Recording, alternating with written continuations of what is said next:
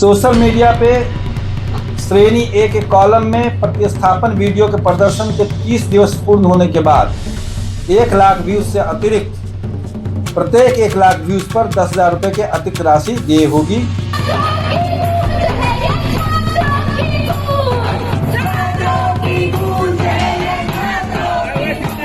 अगर कोई काम किया होता तो शायद प्रचार ना करना पड़ता। योगी आदित्यनाथ ने एक दिन में 2 करोड़ 35 लाख रुपए से ऊपर प्रचार पर खर्च कर दिए। अब बिहार सरकार भी यही करने की कोशिश करने जा रही है। दरअसल सोशल मीडिया इन्फ्लुएंसर को कहा जा रहा है कि आप लोग वीडियो बनाइए और 1 लाख व्यूज पे आपको इतना पैसा मिलेगा, फिर इसके बाद इतना मिलेगा। बाकायदे इसकी बाइट भी सामने आ गई है। यानी सरकार अब पूरा आयोजन करने जा रही है कि कैसे वो जनता तक वो सब दिखा पाए जो वो उसकी अच्छाई है, मतलब नाकामी ना पहुंच पाए। सोशल मीडिया इन्फ्लुएंसर को इन्फ्लुएंस करने की कोशिश सरकार की तरफ से की जा रही है। इस पर बातचीत करेंगे और बताएंगे कि आखिरकार क्या कुछ कहा गया है और कितना पैसा मिलेगा 1 लाख के व्यूज पर बिहार में इन्फ्लुएंसर के लिए। उसके बाद आपको दिखाएंगे किस तरीके से, देखिए जेनजी का जो आंदोलन था वो तो आपने देखा और जेनेल्फा के आंदोलन से योगी सरकार डर गई है और अब उस पर एक्शन की तैयारी कर रही है। स्कूलों में पहले से ही कागज चिपका दिए कि एंट्री बैन है, कोई यूट्यूबर नहीं आ सकता, कोई कुछ भी नहीं आ सकता। अब उस पर फैसला भी योगी आदित्यनाथ ने लिया है। यानी जेनजी की ताकत के बाद जेनेल्फा ने भी अपनी ताकत दिखा दी और झुकना पड़ा। अब ताकत तो वैसे जेनजी ने एक जगह और दिखाई है। पुणे में कुछ दिन पहले जो है कार्यक्रम की अनुमति रद्द कर दी गई थी। पुणे में जो राहुल गांधी का कार्यक्रम छात्रों की गूंज होने वाला था उसको रोकने की पूरी कोशिश की गई, लेकिन अब अंततः लास्ट में परमिशन देनी पड़ी। और भी तमाम खबरें, उन पर भी बातचीत करेंगे, दिखाएंगे आपको किस तरीके की तस्वीरें हैं। नमस्कार, आपके साथ मैं हूं आदित्य कुमार और आप देख रहे हैं the Live TV. The Live TV, सच सबसे आगे। सबसे पहले जिस खबर की बात वो बहुत महत्वपूर्ण है। भारत जोड़ो अभियान ने इसको शेयर किया है। रील बनाओ, सरकार की तारीफ करो। अजीत अंजुम जी ने भी इसको एक्स पर लिखा है। और जरा मैं पहले कुछ बताने से पहले ये बयान आपको सुना दूंगा तो बहुत कुछ आपको क्लियर हो जाएगा। जरा पहले आप बयान सुन लीजिए। सोशल मीडिया पे श्रेणी ए के कॉलम में प्रतिस्थापन वीडियो के प्रदर्शन के 30 दिवस पूर्ण होने के बाद 1 लाख व्यूज से अतिरिक्त प्रत्येक 1 लाख व्यूज पर 10,000 रुपये की अतिरिक्त राशि देय होगी। एक वीडियो पर अधिकतम राशि 1 लाख रुपए देय होगी। समझ रहे, एक वीडियो पर अधिकतम 1 लाख रुपए दिए जाएंगे। 10,000 व्यूज पर, मतलब 1 लाख व्यूज पर 10,000 रुपए। अजीत अंजुम ने लिखा कि बिहार सरकार अब सरकारी योजनाओं की तारीफ करने वाले कंटेंट क्रिएटर्स को लाखों व्यूज आने पर पैसे देंगे। 1 लाख व्यूज पर 10,000 रुपए और 10 लाख व्यूज पर 1 लाख रुपए। लेकिन सवाल यह है कि जो सरकारी योजनाओं की पोल खोलेगा उसे क्या मिलेगा? सरकारी धमकी, पुलिस या FIR या फिर समर्थकों की गालियां? यह सवाल भी अजीत अंजुम साहब ने पूछा है, क्योंकि वो भी सरकारी कमियों को उजागर करते रहते हैं, तो इसीलिए उन्होंने वो भी सवाल पूछ लिया और वो भी उठा दिया।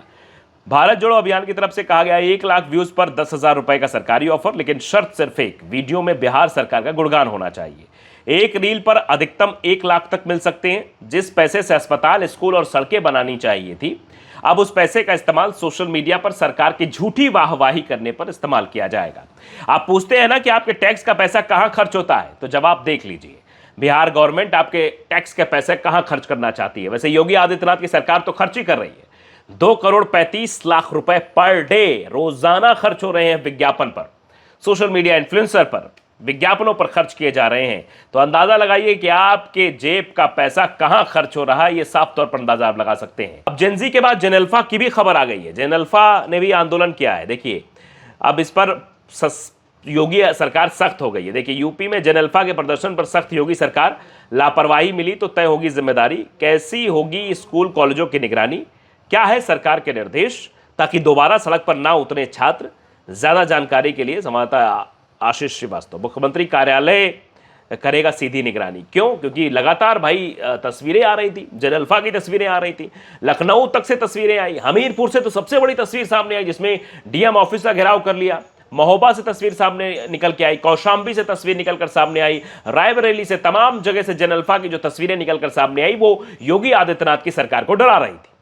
राजस्थान में तो आपने देखा कैसे सरकार डर गई और शिक्षा मंत्री को यह कहना पड़ा कि यहां कोई आ नहीं सकता। वैसे ऐसे ही कई फरमान जो है उत्तर प्रदेश में भी लागू किए गए हैं। देखिए, उत्तर प्रदेश के परिषदीय स्कूलों में बाहरी लोगों और यूट्यूबर्स के प्रवेश पर रोक लगा दी गई है। सरकार का तर्क है कि इससे पढ़ाई और बच्चों की सुरक्षा प्रभावित होती है। ये उत्तर प्रदेश में भी हुआ है। मतलब डर और भय ये साफ नजर आ रहा है। इसको देखकर आप ये अंदाजा लगा सकते हैं किस तरीके से ये सुरक्षा प्रभावित होने की बात कही जा रही है। ये अपने आप में बताने के लिए काफ़ी है कितना डर और भय व्याप्त हो गया है सरकार के अंदर, कि वो नहीं चाहती कि उसकी सच्चाई दुनिया के सामने आए।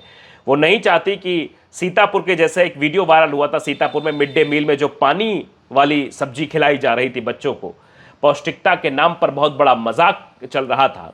तो ऐसे बच्चे कुपोषण का शिकार नहीं होंगे तो क्या होंगे? सब्जी की जगह उन्हें पानी खिलाया जाएगा तो क्या ही होगा? तो ये सवाल है, इसीलिए शायद सरकार डरी हुई है, भय में है, इसीलिए इस तरीके के आदेश जारी किए जा रहे हैं और जनरल अल्फा को खुश करने के लिए कहा जा रहा है कि हम इसकी निगरानी करेंगे। लेकिन निगरानी कैसी होगी आप भलीभांति जानते हैं। अब प्रशांत टंडन जी का ये जरा एक्सपर्ट पोस्ट देखिए। उन्होंने कहा था, खबर दरअसल ये है कि पुणे में राहुल गांधी के छात्रों गूंज कार्यक्रम को पुलिस की मंजूरी, 30 शर्तें उसमें जरूर लगा दी गई हैं। अब प्रशांत टंडन लिखते हैं कि 2 दिन पहले राहुल गांधी की छात्रों के गूंज को रोकने के लिए जब पुणे पुलिस ने कर्फ्यू लगा दिया था, तब मैंने एक चैनल पर लाइव कहा था कि देश की राजनीति कोई एसएचओ तय नहीं करेगा। जंतर मंतर के बाद इन सब 2 कौड़ी के हथकंडों का समय निकल चुका है। जो बचा है वो है 56 इंच का छोटा बंदर है। ये प्रशांत टंडन जी ने लिखा है। अब देखिए उसके बाद तस्वीरें भी सामने आने लगी है। वहाँ से संदीप सिंह ने तस्वीरें साझा की हैं कि छात्रों गूंज को लेकर राहुल गांधी पुणे आ रहे हैं। उसको लेकर युवाओं का ये जोश देखने लायक है। हर नुक्कड़ पर जाकर बताया जा रहा है कि राहुल गांधी आ रहे हैं। छात्रों गूंज क्रांति बन चुकी है। वीडियो देख